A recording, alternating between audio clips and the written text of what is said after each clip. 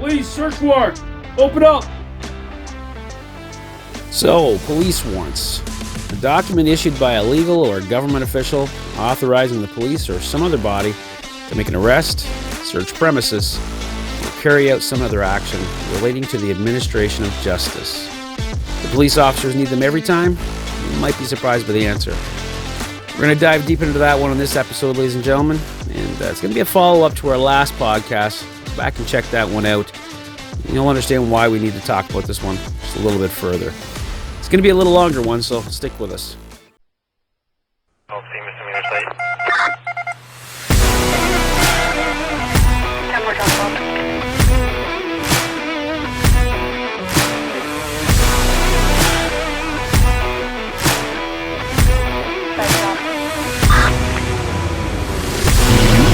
You are now tuned in An informed state of mind. The main takeaway is that it's stopping happening. 2009, I made the decision to get out. Genuinely got out. Welcome back, ladies and gentlemen, to ISM, An Informed State of Mind. I'll be your host, Luke. And we're going to be doing a podcast here today that's going to be referencing the last podcast we did in regards to, can police buy evidence? It was good. It was based on a question that came over from Shammer. It came over from his podcast, The Gray Man Concept.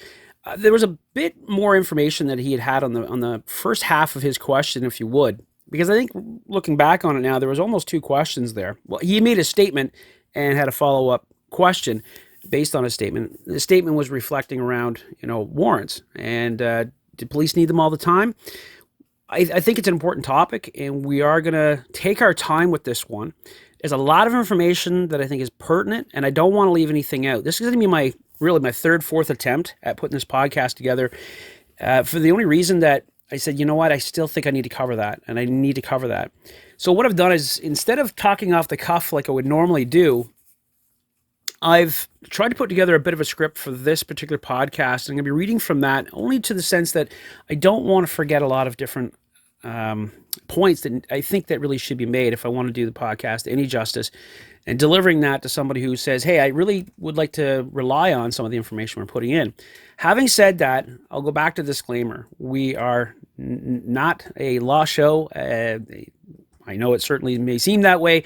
It's just that I have a law enforcement background, and I want to be able to provide some stuff to people where I think, hey, you're going to have interactions with law enforcement. Why not? Be informed.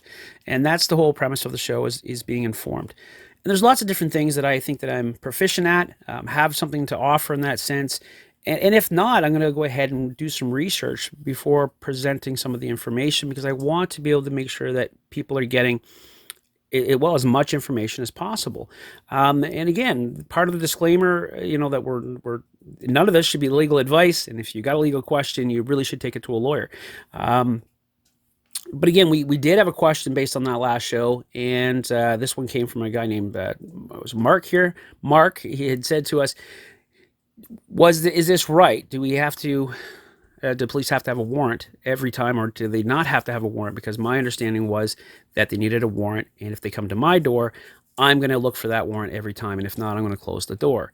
And yeah, absolutely, I'm going to say that you're not wrong in that. But there is some exceptions to that, and it really doesn't talk about you closing the door per se, but there is other types of warrants that are executed in a certain way, I guess, moreover. We do want to cover that. So, looking back to that aspect of it, we'll cover Canada for the most part. This can spill over to US, but again, you have to double check on your laws. This is important. And again, if you're looking at Europe, it's going to be completely different potentially, and I don't know. The general basis that people have rights, right? And so we will touch base on that. And again, when we're looking Canada, we're looking at the Charter, and you're looking at the United States, you're going to be looking at the Constitution for where your rights are. If you think you know your rights, double check. Because people say, yeah, I already know my rights. Do you, though? Do you actually understand? When you get into, Section 8, for instance, or Section 24 of the Canadian Charter of Rights and Freedoms, do you know what those two sections state? Because those two are pretty important. One is going to be talking about rights, and the other one is talking about the right to say, hey, I've got a problem with what had taken place, and I'd like to challenge the officers on that, and what they call a charter challenge. So We're going to cover that as well. It's going to be a little longer one for sure, so I'll stop yapping about that, and we'll kind of get into some more of the information. So if we're looking at it in Canada and the U.S., peace officers are not always required to obtain a warrant, okay, before conducting a search or even making an arrest. However, there is specific circumstances that determine when a warrant is necessary. All right, so we're going to cover a couple of those ones here. Main ones anyway. Search warrants is one of the bigger ones that we hear people talking about. Search warrants, of course, allow police to enter a property and search for evidence related to a criminal offense. There is parameters to that, though. It's not just say, hey, I'm going to make a warrant up and we're going to hope for the best and we're just going to go in there and grab that information. That's not how that works. There has to be reasonable grounds to believe that an offense has been committed, number one, that there's an individual or there's items in there that need to be secured. And again, evidence or the person involved in the offense is likely to be found at that particular location. So again, these are some of the things we want to look for straight away. Now, how do we get there? Well, again, the judge is going to ensure that the evidence is credible and reliable before issuing that warrant. There's usually, and these are usually under the conditions of a knock and announce policy or condition, and we'll speak a little bit about no knock warrants in a few minutes. The next one, of course, is arrest warrants. An arrest warrant authorizes police officers to arrest an individual suspected of committing a crime. Now, this is the case here. We're going to go back to answering that question. Police may or may not need a warrant for an arrest, and that's going to depend on the seriousness of the crime and the situation that's unfolding.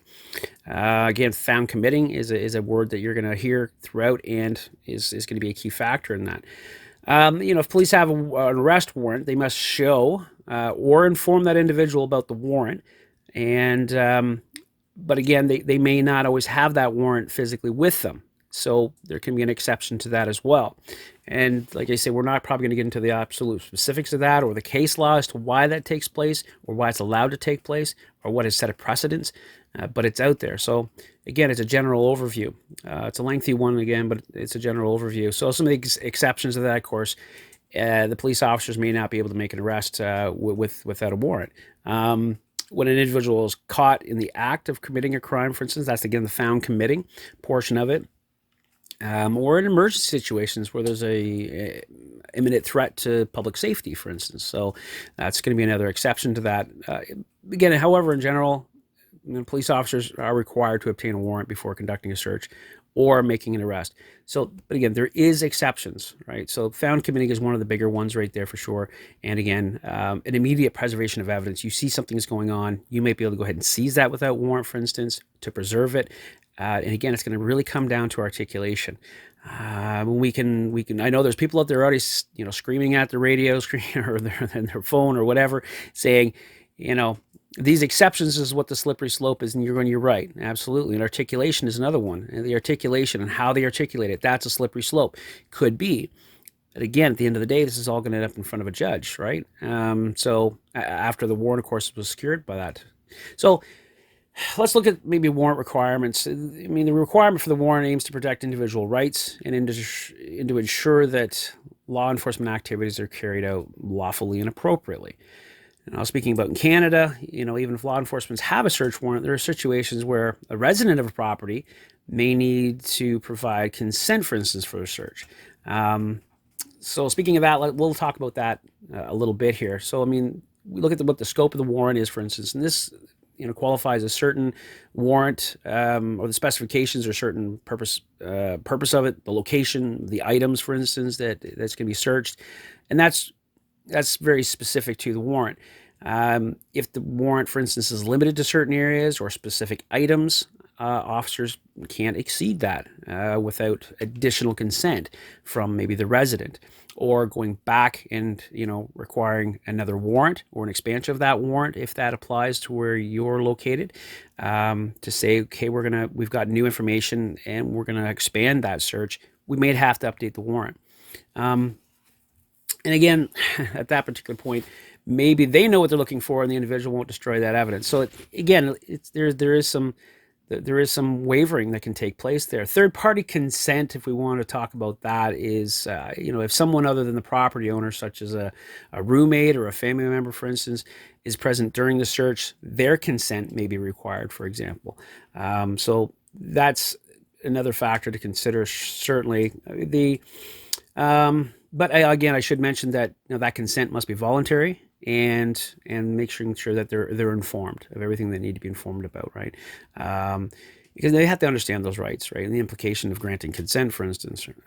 So again, and we come back to emergency situations. In urgent cases such as prevent harm or preserve evidence, officers can enter a property without warrant. But again, their articulation of that, articulating the reasonable grounds that they came across, or they were introduced to, or they formulated. And again, this is subjective, but they have to keep an objective standpoint on that information. What I'm seeing right now and feeling and what have you is important, and it needs to be considered certainly in the court level. But it's important that they have those reasonable grounds. It's paramount, quite frankly. And again, if they didn't, if we don't think that the judge had been satisfied enough with that, they're not going to get the warrant. If they believe this judge was satisfied, that may not be the judge that's going to hear the case. So that judge could rule that there wasn't enough reasonable grounds to get the warrant, and there it is. We start to see the case, shutting down. So consent overriding the warrant, of course. There's, if they voluntarily consent to a broader search, for instance, that's specified in the warrant. Officers can go ahead and proceed with that. But again, they have also the right, the resident, to say, yeah, that much, but that's it. So if they say, yeah, you can go ahead and search the room, but not anything that's closed and that's not in plain sight, for instance, well, those parameters could be limiting that broader search. And so that can also take place. And we can also see where those lines start to skew, and officers will push the limits to that. And it's what they say to the individual. Maybe they ignore the individual and walk straight through it. But all this stuff is going to have to be recorded and documented and provided as part of disclosure, which is certainly, we talked about that, of course, and the importance of that in the last podcast. And again, residents can also just refuse consent. If the officers have a valid warrant, they can just say, yeah, I refuse to look. And it's best to say is, I'm not giving any consent. And they say, well, we have a warrant to search that. Still remind them that you're going to refuse consent. And there's reasons for that. So, and then again, at that point, they're saying, hey, we're not going to get a broader search than whatever's listed in this warrant. And they got to rely solely on that warrant authority and that authority alone. So, and again, you can always ask to see the warrant. Consult a lawyer before granting consent. If they're asking for a broader, for instance, they don't have to wait for you to talk with a lawyer before executing a search warrant, especially if it's, say, the entire first floor of a house, for instance, and they're looking for A, B, and C. They don't have to wait for you to consult a lawyer. But if you're not in cuffs at that point and say, I want to talk to a lawyer, as this goes, making sure that you're paying attention to everything that's going on, and do not. This is not the time to challenge the authority in a physical manner. Even a verbal manner needs to be kept reasonable. Things can escalate. Can escalate the police response. It can escalate just your response, and hinder certainly going smoother than maybe it could. And again, it's going to be a lot safer for everybody involved as well. So in Canada, police officers can obtain warrants through various legal processes. We could talk about a few of those. So, for arrest warrants, an arrest warrant, it's going to empower the police to apprehend a specific individual and bring them into a court, plain and simple. That warrant typically includes your name, the offense that you're accused of, an order for your arrest, of course, is in there, and the signature or the name of the judge or the justice of the peace who issued the warrant. Based on the officer's reasonable grounds and their articulated reasonable grounds that was provided during that time. So to obtain the arrest warrant, again, the police officer must swear in information, right, which is all the information they have afforded to him at that particular time. And then at which an official court, it's an official court document, and it also needs to be done within the jurisdiction of the court that's going to see to that trial. Unless it's changed by judicial order later on. So then, of course, at that point, the justice of the peace or the judge reviews the information and then decides whether or not to issue the warrant. And of course, reasonable probable grounds, once again, they're essential, right? And then this is, again, meaning more than mere suspicion. So, which means that the officer must have some kind of tangible evidence in that sense. And they believe that any reasonable person in their position would think that those grounds are there and present, and they believe that individual is involved in a crime, for instance. So another thing we can talk about is bench warrant. Bench warrant is issued when an individual fails to appear in court, for instance, or an appearance, hearing, or trial. And it's a bench warrant that goes out, and of course, police are now going to look for you. And any police officer lays eyes on you that's aware of the bench warrant, of course, is going to be apprehending you to bring you in. So a witness warrant is another one, certainly. A witness warrant is issued for the person who fails to appear by subpoena to the courts. So if you were witness to something and they give you a subpoena, the police, whether it's another party that gives you a subpoena to say, hey, we're bringing you into court because we've provided that information that you're a witness, or that we feel that you witness, or you have something to contribute to the case, the court certainly can support the idea of a subpoena going out for that purpose. If you fail to appear for that, that's then again a witness warrant. So, I mean, again, once you're arrested, you'll be taken back to the court to provide testimony related to that person or the event you witnessed. And witness warrants, they never expire. Providing that case is open, they never expire, and police can arrest you at any time for that. So that's something to look at. The other thing is surety warrants, too, is something probably should look at. Surety warrants is if the person who promised to supervise you during your release, for instance. And so you're at your own recognizance or whatever from a particular arrest, but you still got to come back to the promise to appear. But it's a parent maybe, or some other person who's saying, hey, I'm going to be the surety for this. And if they no longer want to be that surety, like you're out there breaking the rules all the time, you're threatening to leave the country, and you're like, hey man, my name and my life is on the money is on the line here, so I'm pulling you off. And if that takes place, they can apply again to have them to be removed as your surety. So then at that point, if you fail to turn yourself in when the surety attends court for that purpose, a surety warrant can be issued for your arrest. Right. So that's a big deal, and we certainly want to consider that one. The last I think one I want to talk about right away is the Canada-wide arrest warrant, and this is when it's most likely pretty serious, okay? And there's a Canada-wide arrest warrant against you, and any police officer in the country can arrest you and call up to see if they want you returned. I have seen it where our officers have contacted the other agency, for instance, where the warrant was, initiated, and they've said, yeah, no, as long as they're not in our area, well, that's fine. You can keep them down there. If you found whatever you found them for, you have to process them on that, but we won't return them on the warrant. That has taken place. And so the officer says, well, it's not our case, it's not our issue, so we're going to go ahead and release you. It was you were stopped for maybe speeding or whatever, and you satisfied that call for service, so they gave you a ticket, they didn't give you a ticket, whatever the case was, and they released you. The issue is that Canada-wide warrant will stay on there until you satisfy the warrant. So unless if you never return back to that, every officer that runs your name or has contact with you most likely is going to find this Canada-wide warrant, and it's going to start it over again. And at some particular point, you might be close enough, or they finally say, yeah, you know what, we're going to send a plane down there with a couple officers, and we're going to put them on a plane and bring them back. And that's it. You're brought back. Or something a little harder to justify, but the place that you were actually stopped at, they might say, you know what, we're going to return you back there, and because we're tired of having to deal with this. And that's it. So they just put you on because they can and transport you back. So that's something that could also take place. So don't think if you got a Canada-wide warrant, I'm just going to go move to the other side of the country and I should be good. That's not necessarily the case. So want to look at if an individual believes their rights have been violated, for instance, during a police search or arrest, they have the right to challenge the legality of the search or the arrest in court. And this is commonly done through here in Canada, again, in a Section 24 charter challenge.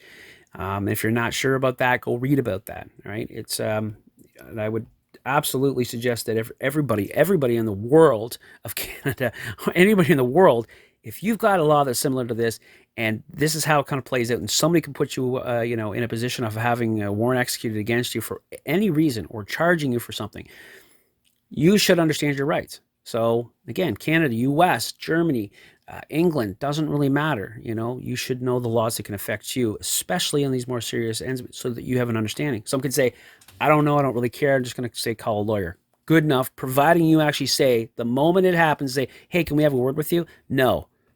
Well, we're going to have a word with you because you're under arrest. Okay, great. Do you want to make a statement to this? No, right? It's a lawyer. then I'm not talking to you. You're going to do just fine, right? But if for anybody else, and you're saying, yeah, but you know what, I can outsmart the cops or whatever. No, I am talking to you. So go check out your rights. Make sure you know them, especially if you think you're going to be your own lawyer in the moment, which I strongly suggest you don't do that. But so again, that's, the charter challenge, for instance, here, I mean, that it might involve arguing that police didn't have the reasonable grounds to believe a crime had been committed in the first place, can lead to the warrant being obtained unlawfully, like we said before. The judge who issues the warrant is only going on what the officer has stated, and they feel that it's matched the test of being reasonable, and they have the reasonable grounds, and so the officer says, or the judge should say to the officer, here you go, here's the warrant, go ahead. Now, of course, when they do that and they execute the warrant, afterwards, that's got to be brought back to the judge, right? When you get warrants that come back and they're obtained unlawfully, it's absolutely going to suggest that the officers weren't following a proper procedure during the execution of it, or even getting the warrant in general, right? So it's something that needs to seriously be considered. To summarize all that, well, police officers have discretion in certain situations. Obtaining a warrant in most circumstances will help protect individual rights and ensures that law enforcement officer practices and policies are adhered to, and that it is the best practice. It does stand up in court comparatively to case law. And like I said, and it values the privacy and the rights of individuals, for sure. So going back to no-knock warrants, for instance, the criteria for a judge to approve a no-knock warrant, also known as a dynamic entry, are subject to scrutiny. These warrants allow police to enter the premises without prior announcement, and this is where things can get a little dicey. And it's in the news right now, and it's a big deal, and that's why I thought we should maybe cover this for sure. So, to talk about no-knock warrants, they're typically used in high-risk searches where there's a concern that a suspect is armed or may destroy evidence, or there's persons in the house that could come under immediate harm. And so those are the exigent circumstances that we could maybe refer to. Ideally, there should be a prior judicial authorization as a check on this conduct. However, in Canada, it's the police really, not the judges, who decide when a no-knock entry will be used and how exactly that's going to be executed. And this has gotten some enforcement departments in some trouble and has created headlines, there's no doubt. No-knock entries are supposed to be the exception, but according to, a Canadian common law and the Charter of Rights and Freedoms, these exceptions might not be treated as exceptions, but more the norm. So they've absolutely become more normal practice, especially in Ontario, and they're making headlines all the time with that. Toronto, Hamilton, Kitchener, Waterloo, so these are some major forces that have 4,000 officers or more, and we've got a lot of senior officers in there as well. So that kind of leads to, are the senior officers overseeing this as well as they should, or is this such a norm that yeah, we understand it, but we're just doing it because, well, we're getting away with it. It's working, and nobody has stopped us as of yet. And the consequences of the damages caused by this has been manageable. Some people wouldn't think that that's any person dying, for instance, is not a manageable number. And I'm not suggesting that certainly police officers in senior positions are thinking that, that any of this is manageable or it's okay. I'm not suggesting that's what they think. But, there's a lot of judges that are coming back saying, hey, there seems to be something else going on here, and we need to look at this because this is a problem. We're losing cases. We're finding people dying. For instance, unlike Canada, the majority of American states require a judge's approval before executing a no-knock warrant. And this was kind of following the death of Breonna Taylor. And the U.S. Congress is now considering a new law to just ban no-knock warrants outright, which will probably never happen. But like I said, it's bringing attention to something that needs to have attention brought to. So in Canada, judges and community activists are increasingly scrutinizing the use of no-knock warrants. Recent cases have highlighted, the casual disregard for the Charter rights, leading to calls for major reform. So, we got to remember that these warrants are powerful tools, right? But they must be carefully balanced with individual rights, and of course, the safety considerations. And I would almost say that that's probably the bigger one out of the two. some could disagree, right? What came first, chicken or the egg? But the rights or the safety concerns, this kind of goes as 101, right? It's they're both super important. The knock and announce rules require law enforcement officers to follow specific procedures, I might add, when executing a search warrant. While their policy reads could be different, and how their training proceeds could be different, and what actually happens in the moment can also be different. So generally speaking, a knock and announce rule that certainly we have here in Canada, and certainly that they have in the United States. That rule ensures that police announce their presence and the purpose for entering the residence to execute a search warrant. Atypically, the officers will have warrant in hand. They knock on the door and announce that they're law enforcement officers.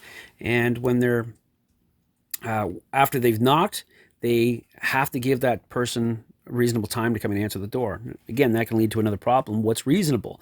What's reasonable for one officer may not be reasonable for another. So we could say, well, we have a lack of standard there. Not necessarily, because there could be a lot of things that are happening in real time. Like, for instance, you hear inside, hold on a second, you're hearing a dog and a baby crying and what have you, could lead that there's nothing nefarious happening back there. Maybe the individual behind the door is trying to manage the dog, put the dog away.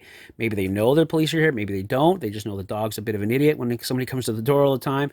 And so they got to go secure the dog. They got to quiet the baby, move some things, toys away from the door, for instance, and then they open it up with a smile on their face and saying, hey, how can I help you? They go, oh, wow, this looks pretty serious. So that there has to be a reasonable amount of time, and that's in the expectations, right? So what if there's no reasonable amount of time? Let's say it's 2 minutes, and they go, you know what, that's more than enough time. We're going to go ahead and breach. And that could be also because they hear a scream on the other side of the door, or don't open the effing door. That could lead them to say, somebody knows, don't open the effing door. That's going to tell me they're now could be getting ready to, say, prepare to defend the home. And that might be good enough articulation for me to warrant why we went ahead and did it at that time, after we knocked on the door and announced ourselves as police, for instance, and that maybe we have a warrant. I say, maybe we announce that. We may not announce we have a warrant until they come to the door, right, and open it. And now you can actually visually see the person. The threshold of the residence is now open, of course, allowing a swift entry if necessary, because, again, warrants in hand. So this is another avenue that we can look at. A couple of things I probably should cover off besides that is, we'll go back to the consent for a quick second. If they got a warrant, then there's really no stopping them from entering the premise. Okay, there is considerations, but again, you should understand that always just don't give consent. Don't allow for it. Even if the warrant says, "Hey, this is consented," or authorize the officers to come in, always say, "I don't consent to the search." Always say that, because then if they try to go outside of what has been listed in that warrant, you've automatically stated, "I said to them, I did not give consent very clearly in the beginning," right? And you never consented to it. So when they went down the hallway, they can say, well, no, we got consent to go down the hallway, which is outside of our scope of the warrant, but we're going to go down the hallway anyway. And there was a door open to an office, and boom, they find something very interesting or something just plain criminal. And well, that's it. I'm not suggesting you shouldn't pay for your criminalities, but that's the law. So don't make it easy for us. Just follow your rights. So again, back to the consequences of the officers walking beyond their scope. Again, it can be thrown out, evidence thrown out, and the court case is going to come to an end, and not in the favor certainly of the public, really, or the public interest. And potentially we could also come back on the side and saying that we've created a victim from the accused. While it may have been anything, a technicality, whatever the case is, but now that person was dragged through a process, then maybe there was a reasonable expectation to win the case, but it didn't fall that way. So now that person's left with all kinds of problems, right? I mean, they've got, maybe they had their door broken down or whatever the case is. They've gone in and there was a mistake on the officer's part. We expect them to do the right thing, right? If we're going to go through all this turmoil, the stress, having to afford a lawyer and what have you, we want to make sure that the officers are coming in with reasonable grounds. And if you're going to do it, then do it right? Make this count. And don't let the people down. Don't let the taxpayers down. Heck, if I'm a taxpayer and you're raiding my house, I want to make sure you're getting it. I'm getting the best bang for my buck for my tax money. If I've done something wrong, then I guess I need to pay the piper. The piper comes to pay, make me pay, but they screw something up, and therefore I just wasted all my time. So it's like, if you're going to come, do it right. And that's a lot of what I think the undertone anyway, what we're hearing from some people. So that should be it. Keeping in mind that minor violations may not necessarily invalidate that rule, right? So again, it just depends on what that is, but it might be a minor violation, okay, of maybe the order or something like the case. They might say we're going to allow that, and that's also a possibility. So we got to keep that well understood. And again, what if nobody's home and they come to this, no-knock warrant aspect of it, or even a knock and announce? At that point, they can say, well, we're going to knock anyways for good safety on it and good articulation. Say we understood that they weren't home. We knocked anyways. We had the two main entrances to the residence monitored. Nobody answered. We went ahead and just opened the door, or we forced entry, maybe front and back. Maybe it's more of a dynamic entry, and maybe because they thought, well, we don't think there's anybody home, but maybe there's a surprise, so maybe they're doing a dynamic entry with flashbangs, for instance. We want to make sure they're getting the right address, because we've seen plenty of examples of that taking place, at least throughout the United States. I think it did take place up in Toronto metro area at one particular time. And again, for years, I haven't been following the news, right? So I don't get to hear about these things. I do read certain pieces of case law, certainly, where I do see more recent things come to play. And this one just kind of splashed in front of me that we're going to talk about here today in No Knocks. But the Fourth Amendment is going to protect against unreasonable search and seizures. And again, Section 8 of the Charter of Rights and Freedoms really is the cornerstone, and it shields against the unreasonable search and seizures by the state, in particular by law enforcement agencies. So probably break that down a little bit. In the Section 8, for instance, of our charter, it just states that everyone has the right to be secure against unreasonable search and seizures. There's a little bit more to this, and again, I can't stress it enough. You should be able to research anything that's going to relate to your charter, right? For instance, here, a constitution, Bill of Rights. These are the things that should be important to you. You absolutely should refresh your memory on these things from time to time. And again, I don't know what time to time is going to be for you. Is every year, whether it's every 5 years, every 10 years, I'm probably leaning away from that, but 5 years might be a strong way to go.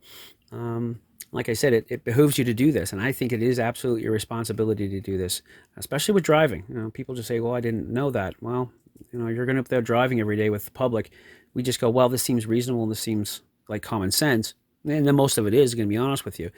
But there is little things that we're doing every single day that breaches the law, but that law has been put there for a reason, not just to generate a revenue like some people like to say. So, and again, what's reasonable? Well, let's look back to the courts, for instance. They can interpret reasonable as, in a search and seizure that it needs to meet a test, for instance, right? And we could probably break that into, three major points. It's authorized by law, it's reasonable in law, and it's reasonable in the execution of it. So those are three things that we want to definitely have in the back of our minds if it's taking place with us, and if we're officers going out and taking care of this. It blows my mind that I'm even having to talk about that aspect of it. That officers need to keep that in mind, because by now, and again, it's senior officers that are overseeing these type of operations, whether it's senior officer in emergency response unit or tactical or SWAT.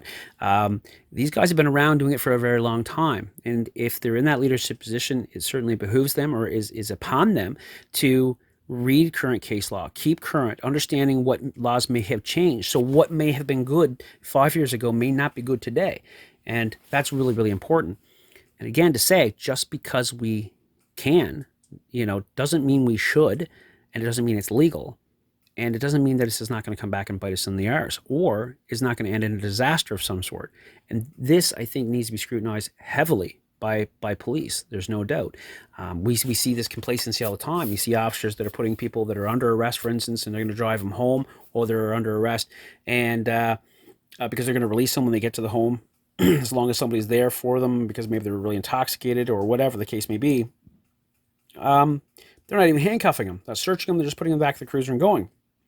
Again, those are safety concerns, right? This is how officers get injured. This is how people can get injured. And like I said, it's this complacency we want to stay on top of, especially when it comes to our rights. There's no doubt about that. So again, if those three criteria, if they're not met, we're gonna register a fail when we get into the courtroom, and again, that results in consequences for everybody, including the police, and as it should. So when it comes to search and seizure in general, I mean, it's a complex area of law, law balances really, and individual rights to privacy with the state's interest in maintaining law and order. I mean, so just as we said in the previous podcast, just because an officer may want it, need it, or or find some crucial something crucial in their investigation, doesn't mean they're entitled to it. And just because they want it doesn't mean they can bypass due process. So, and again, it's most likely going to catch up to them, right? And we want to do it right from the beginning for sure. So, and again, it's just a reminder that the overstep of the bounds that are in that, invading people's individual privacies without adequate legal justification, of course, is the whole idea of wanting to stay away from that. So, couple of different things we'll look at is Plainview Doctrine is probably one of the other things I should probably talk about. So Plainview Doctrine in Canada, we'll talk about that because there's a nuance related to Section 8 on that. Is the Plainview Doctrine. So according to this doctrine, any object that falls within the officer's plain view, while they're lawfully present, of course, are subject to seizure and can be introduced as evidence, and that's legal, right? And why wouldn't it be? And again, going back to the idea that the living room was placed on a warrant to be searched, and the officer decides to go outside of the scope of that or beyond that threshold and go down the hallway to find an open office door and find something there that's criminal nature, and then tries to act on that, that could put the entire case in jeopardy, quite frankly. So that's super important, right? But plain view doctrine is one of those things that we have seen challenged, and there has been times where it didn't constitute as plain view, and that will be challenged. There's no doubt. Any lawyer worth their salt was going to definitely challenge that, and any judge that's good at their position, certainly in being a judge, is going to pick up on that and act accordingly. So, and again, it's serious stuff.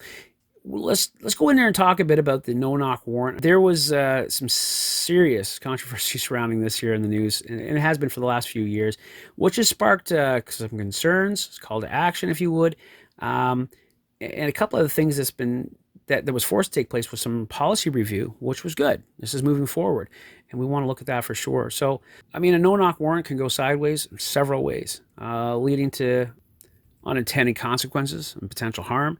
All right, so a no-knock warrant can go sideways several ways, all right, leading to unintended consequences and absolute potential harm, without a doubt. So we take a couple seconds here and we'll discuss a little bit about that, right? The case of mistaken identity is one of the bigger ones, right? We get to the wrong address, for instance, or we think we've got the individual it's in the house, or mistaken that a person may be a threat when they're not a threat because we didn't go in with a slow manner. We were going in rushed, and so when we go into anything rushed or dynamically, it is dynamic, and so everything is the speed of everything is put, of course, and of course, the speed of making judgment call on something.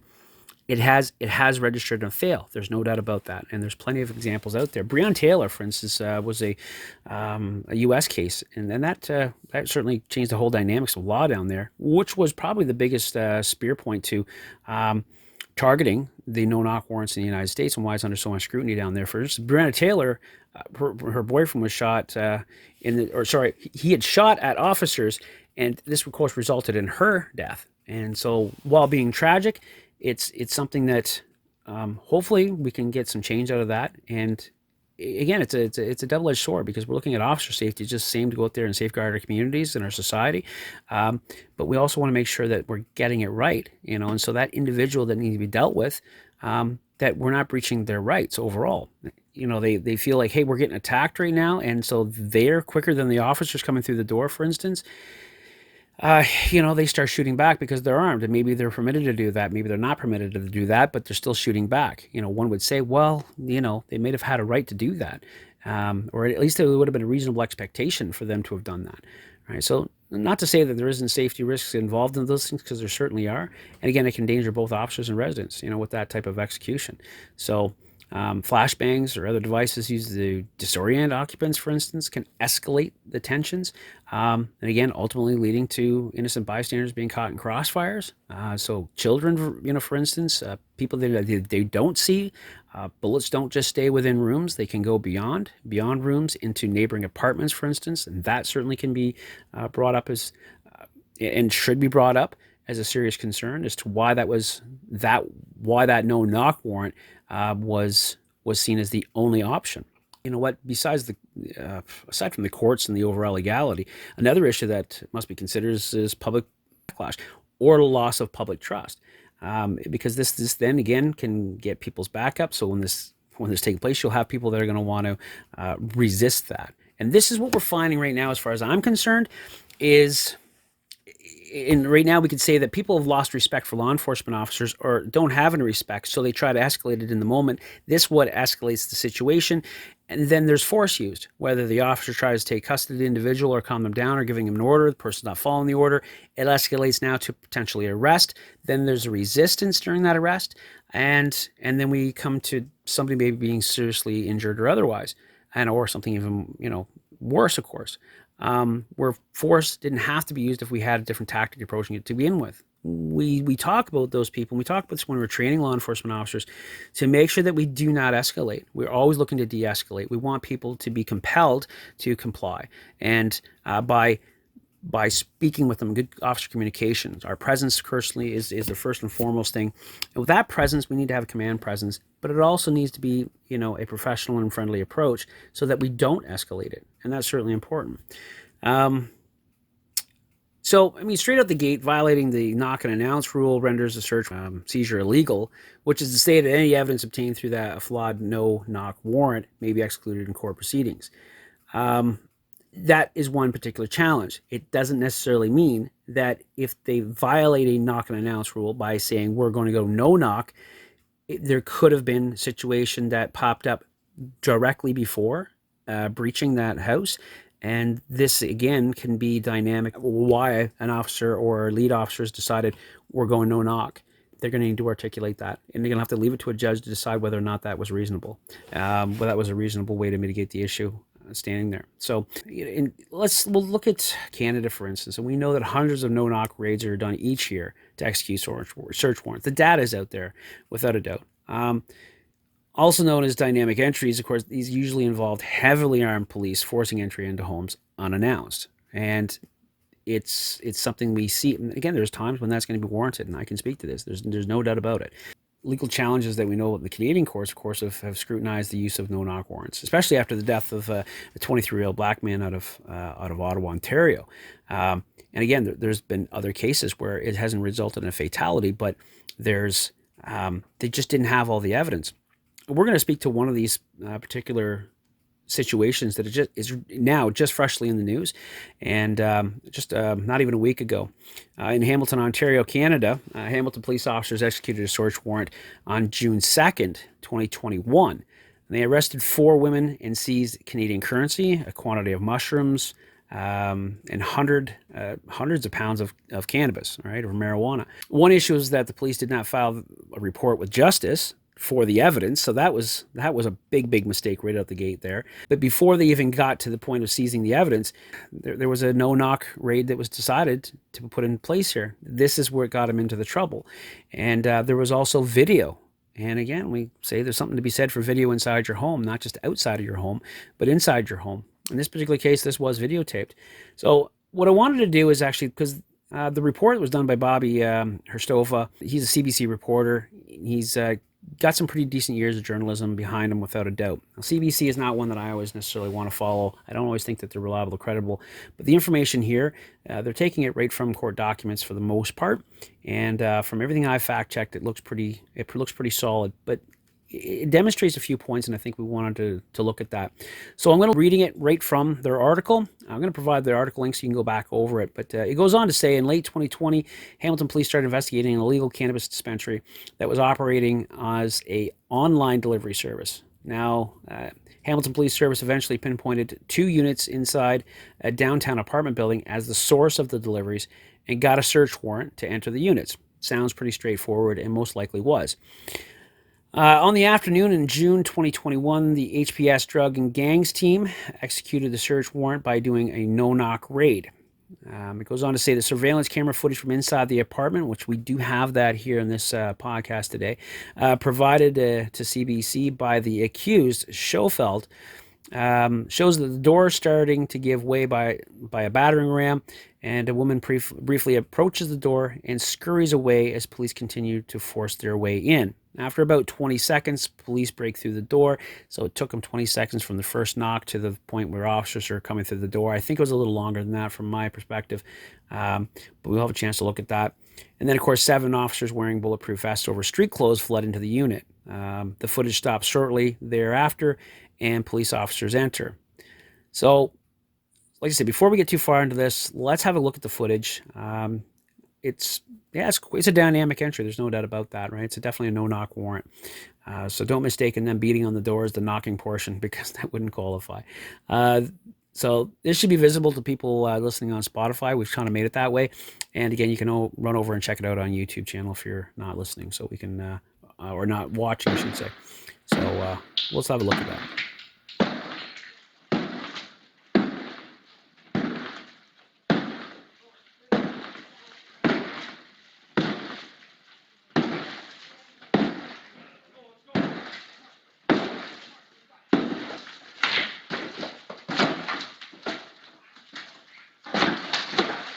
Search warrant! Go the ground, search warrant! Go the ground! Everybody now, hang down! Search warrant!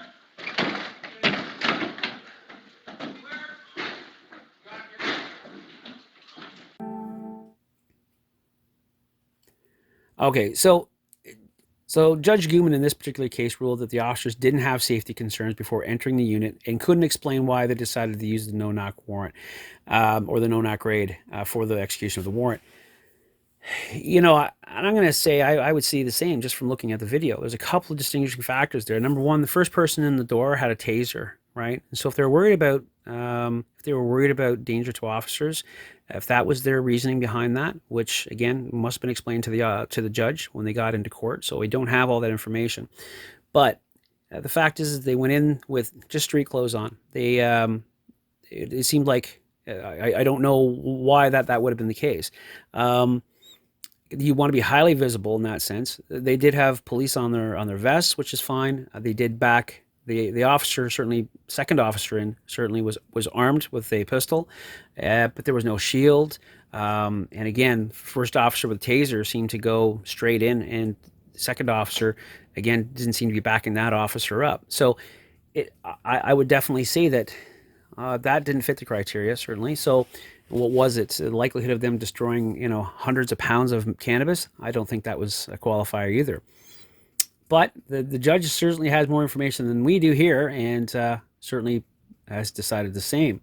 So we got to ask ourselves a question: how did this take place with the likelihood of senior leadership being involved? These are experienced officers. So what's going on? Why did this take place? We talked about that just a couple of seconds ago, right? 2 major factors why it takes place. 1, they just didn't have the oversight, right? Or 2, they go, this is just kind of the norm for us. And we'll go on to the same article here, and it says, when they quote, some officers cited the usual concern for loss of evidence and told Goodman HPS used no-knock raids 90% of the time, and maybe even more often than that. I don't think that probably the judge was looking at them to looking to think that was a good thing to say. So officers told Goodman they identified themselves as police, but the video evidence contradicted their claims. The article goes on to say experienced officers failed completely. The judge states, after entering the unit, officers confronted the woman and 3 others, according to Goodman's ruling. The woman was facing charges for distributing marijuana, possession for the purpose of distribution, and the charge for the magic mushrooms. Police informed her of her right to a lawyer on the first 2 charges, but not the third, which was another charter breach. So that'd be another charter challenge, certainly. And police never filed a report to justice. This is damning for them, it really is. They never filed a report to justice regarding the evidence seized, which is also a breach in the charter. Without that, police are not legally allowed to hold on to the evidence. And again, I can't imagine why this one was missed and why this one was allowed to go. It just doesn't make sense. I mean, I'm not trying to say anything against certainly other officers, and I wasn't there, but to find that this is what the courts found, wow, just wow. The case underscores the importance of respecting individuals' rights even during law enforcement operations. No-knock warrants must be used judiciously and to balance safety and privacy concerns. So Similarly, the trial judge for a 2019 raid by the HPS ruled it contravened the charter because officers could not justify whether they used a no-knock raid. That's not good. This is starting to become a little bit of definitely a pattern to that, right? The article goes on to say that unclear if the officers will face any discipline. CBC Hamilton requested the interview with HPS about the 2021 raid. Spokesperson Jackie Penman replied with a written statement. So that's good to see that there's at least some transparency there and some communication. She said Goodman's decision has been sent to the HPS Professional Standards Branch for review to determine if there is a need for more training or disciplinary measures. Last year, per recommendations to all police services from the Office of the Independent Police Review Director, HPS told the police board it made changes to the planning stages of no-knock raids, what happens after the raids, and how it tracks the data. Tracking data is really important too. And courts can lean back on that data as well to figure out whether or not there's any issues or gaps in the system. So it also trains officers on the charter, Penman had said. So HPS Board Chair Pat Mandy said in an interview with Police Service is meeting all of the recommendations in the review director's report, and eventually the board will be able to ask more questions about no-knock raids. So the review was conducted of no-knock of the knock and announce versus no-knock and dynamic entries in July of 2022, or at least this is when it became available. So I want to read a portion of that review that was done. Now, keeping in mind, that was in 2022. The original case happened in 2021. At that particular time, they must have already known that this was going to be something was going to come back. They knew there was going to be a problem with this. There was a mess up.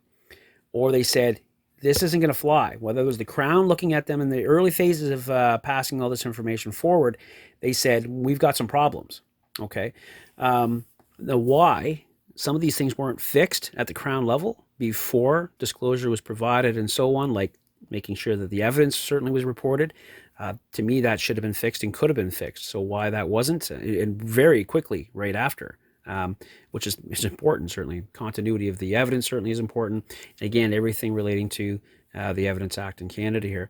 So let's read a portion of that review. So in July 2022, the Office of the Independent Review Director, or OIPRD, resulting from an inquiry into the provincial standards applied in the execution of search warrants, requested feedback from Ontario policing agencies regarding their decision-making process in determining the appropriate techniques in executing search warrants.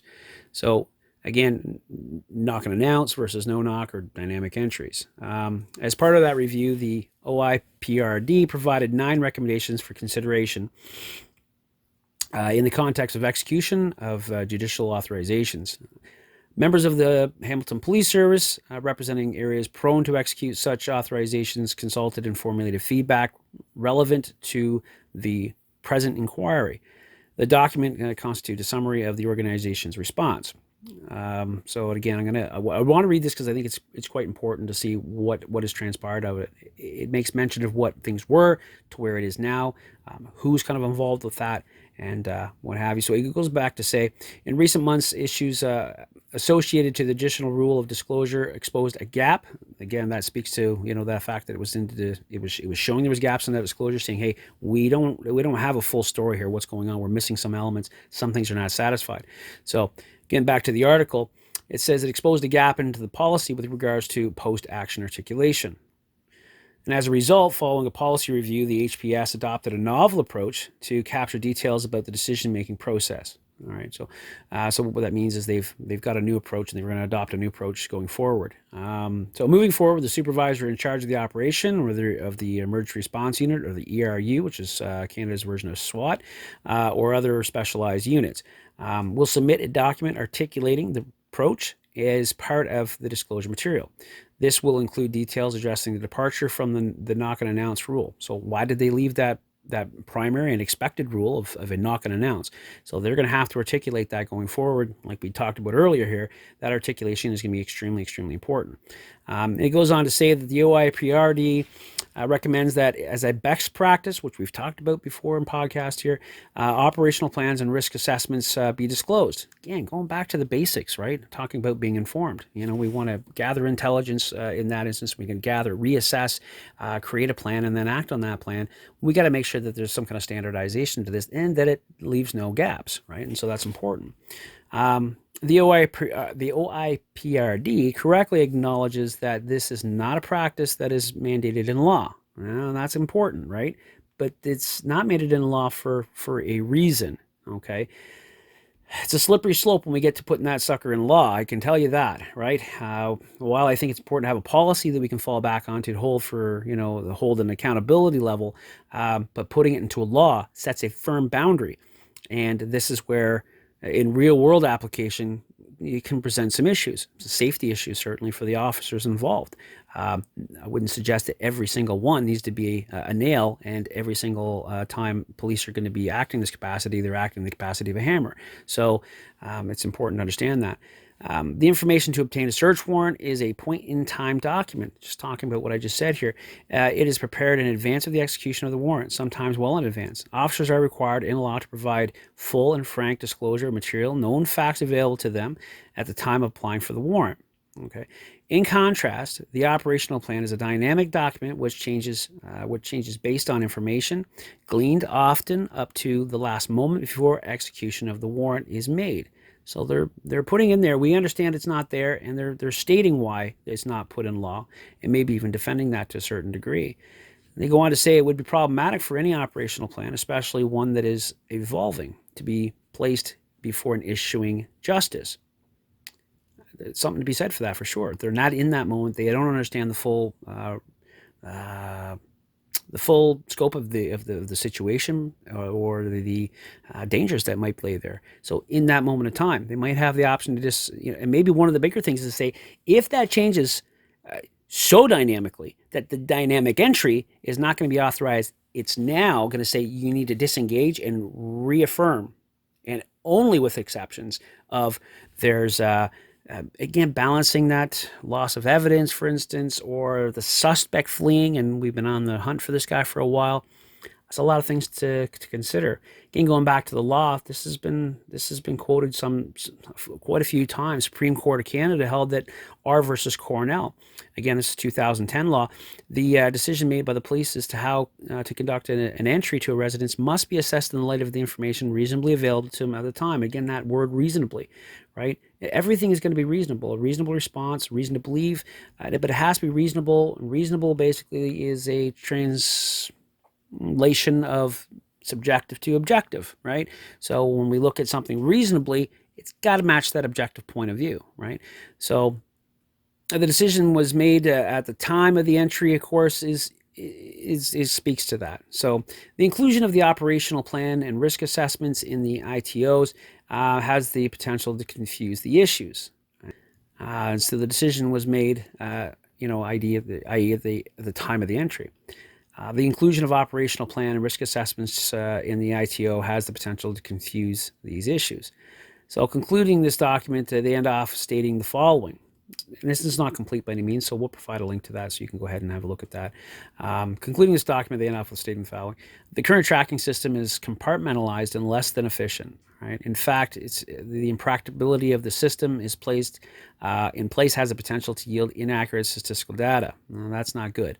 So some specialized units, such as the ERU, are tracking the information, but the methodology is not standard. Discussed before in previous podcasts, talked about standardization, and lacks rigor.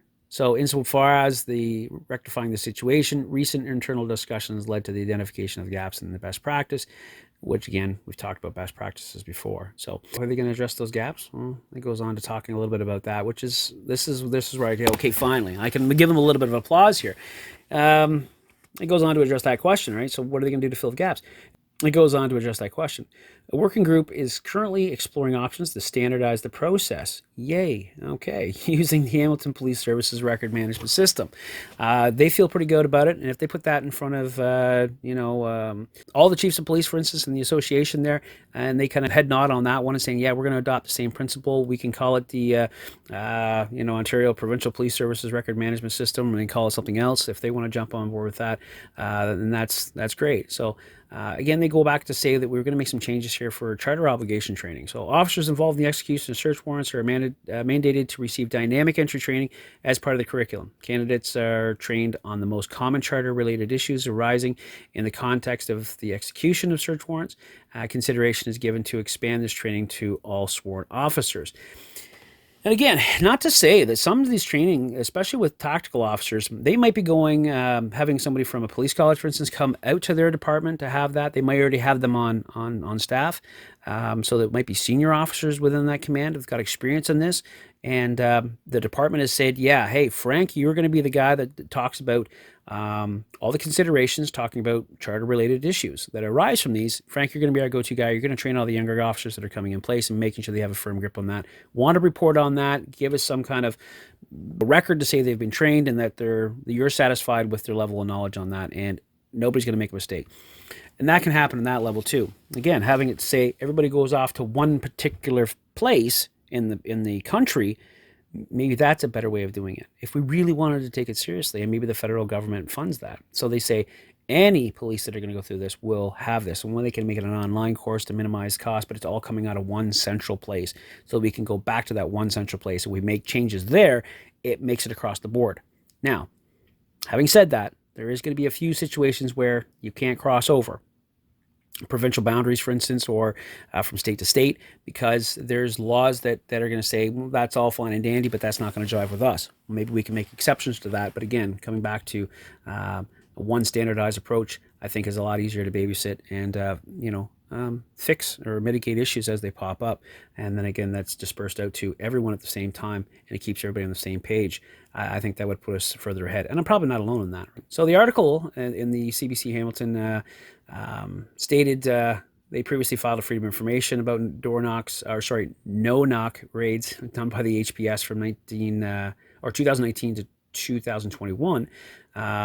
And the resulting data showed the numbers of raids was on the rise, but those statistics only captured raids by the Emergency Response Unit, and we already know they were using a system that wasn't cataloging this very well. It wasn't very reliable from their own admission.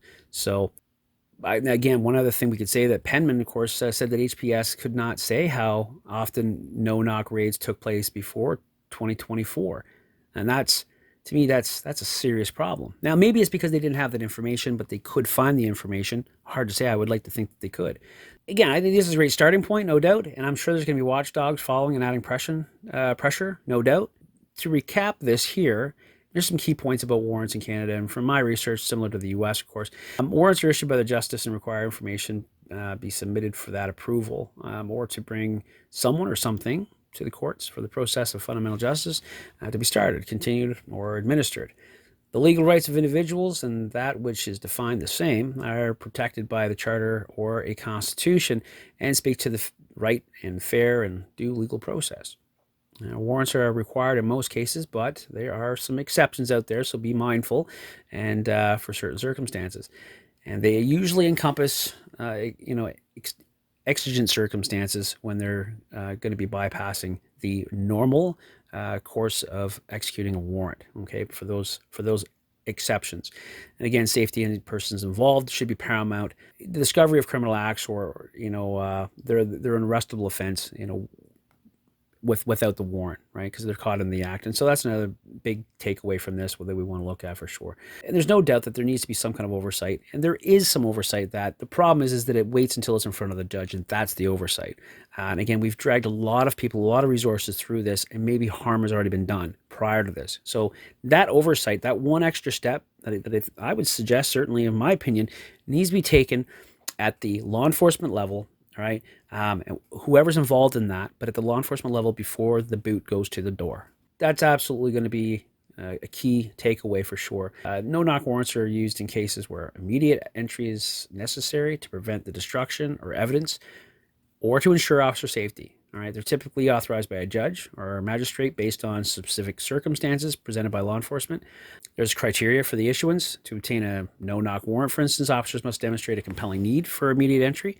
Examples include cases involving drug trafficking, organized crime, or situations where announcing their presence could endanger officers' lives, or certainly anybody else to that matter.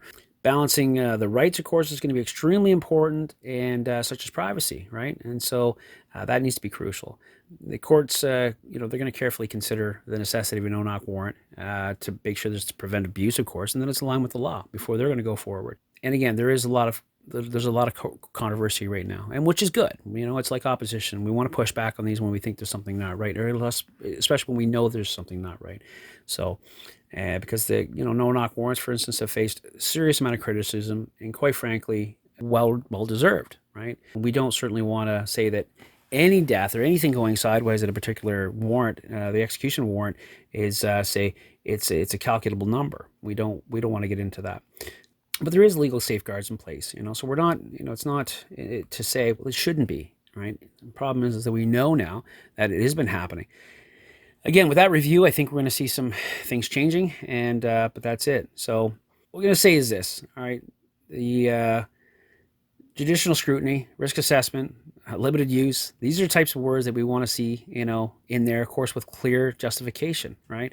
That we're looking to minimize harm, and again, we also want to be going forward with this, with that community engagement, right? So that we can seek input on, the policing practice, transparency, the dialogue. We want to build that trust, and it's important, right? And these will also help shape our policies, which are just as crucial. So again, it's a balance. There's no doubt. Well, I'll end off with this. There's a couple of priorities she'd look at. Number one, stay calm. All right, just comply. You don't have to comply with saying we're going to look for more. You can say no, I don't consent. Right, and that's one way you can look at it. But you need to remain calm.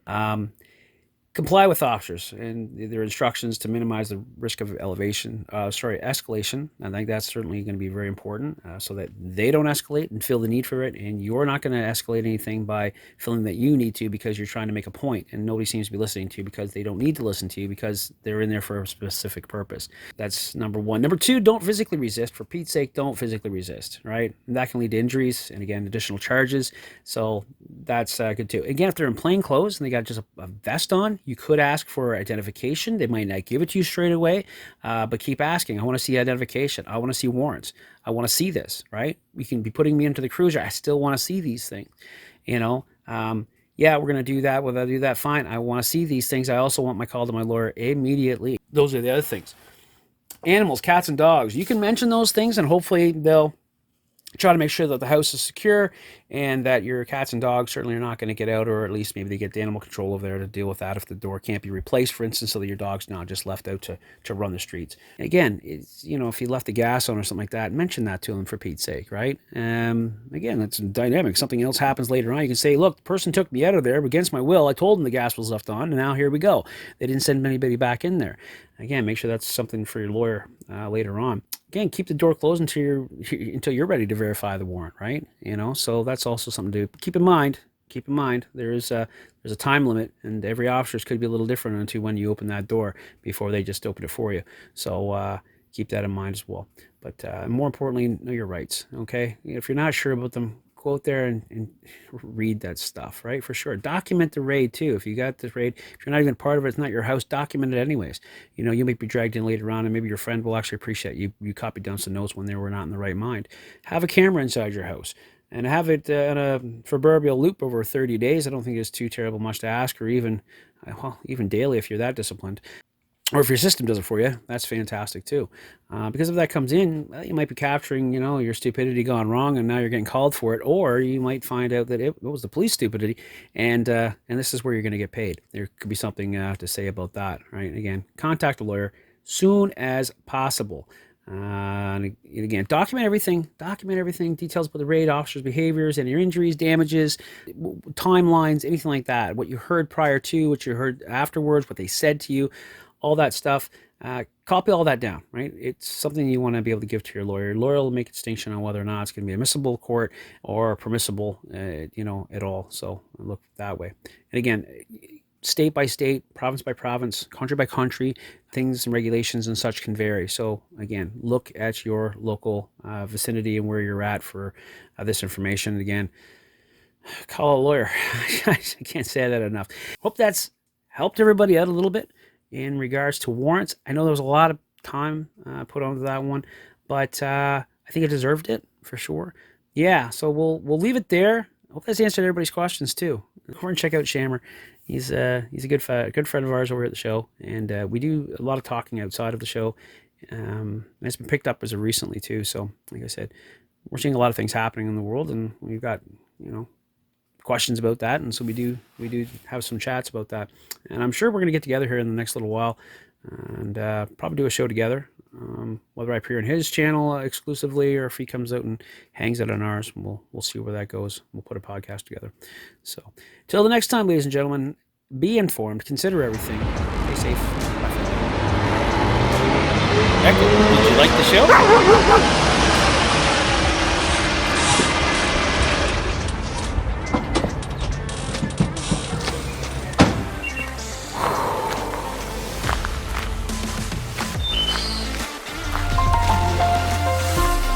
This has been a Rush Creek production.